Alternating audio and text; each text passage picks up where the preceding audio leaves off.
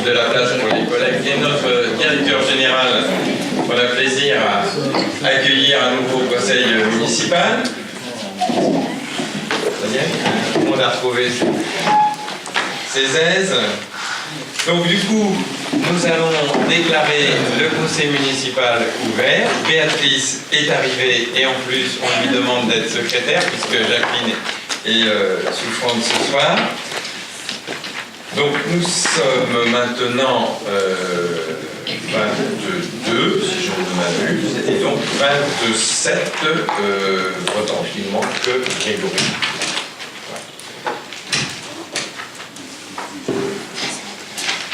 Je vous fais tourner la liste de présence.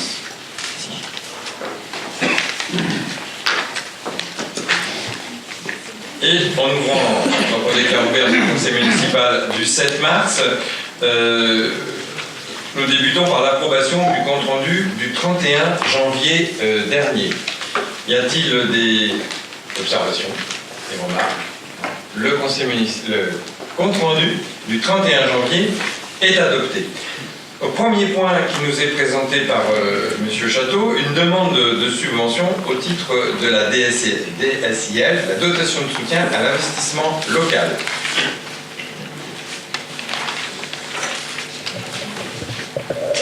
Oui, donc je vais éviter d'employer des sigles, ce sera tout le CSL, le Conseil local des jeunes. Il faut éviter les sigles, c'est important. Alors, on le fait souvent d'ailleurs. Hein. Je donne la coupe. Donc, c'est une demande de subvention de dotation de soutien à l'investissement local, donc DSIL, sur les ponts radio intercités, pour améliorer les communications entre les sites de la mairie, notamment avec le cabanon, effectivement. Oui, en tout premier, pour le cabanon, puisque la liaison aujourd'hui Internet est vraiment défectueuse, donc ça va vraiment être une grosse aide, et je sais que les animateurs, la directrice attendent ça avec impatience. Je pense que pour le mois d'avril, normalement, la chose devrait être satisfaisante. Oui, c'est un dossier qui est bien avancé. Alors, monsieur le couturier nous rejoint. Donc, je ne sais plus, c'était Audrey qui avait le pouvoir, donc plus de pouvoir, puisque Julien est arrivé.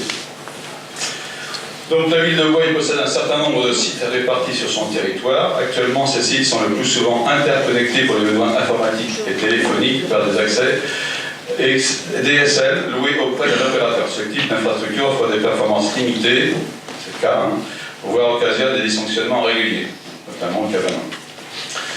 Mais pas que. Par ailleurs, la ville poursuit ses efforts de rationalisation des coûts de fonctionnement et souhaite revoir le poste des dépenses de télécommunications en réduisant au minimum le nombre d'abonnements téléphoniques et Internet.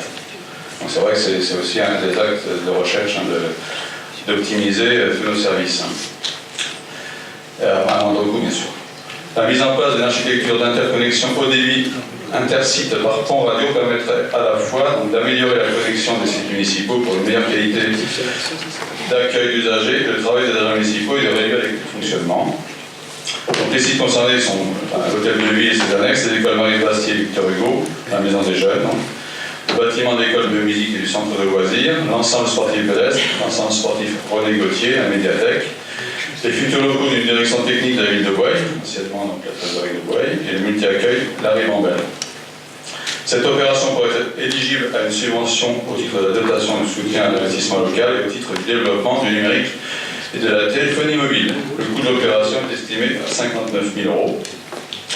Donc la subvention totale sollicitée au titre du DSIL de 2019 pour l'ensemble de ces travaux pourrait s'élever à 35% du montant hors taxe de l'opération, soit 20 650 €.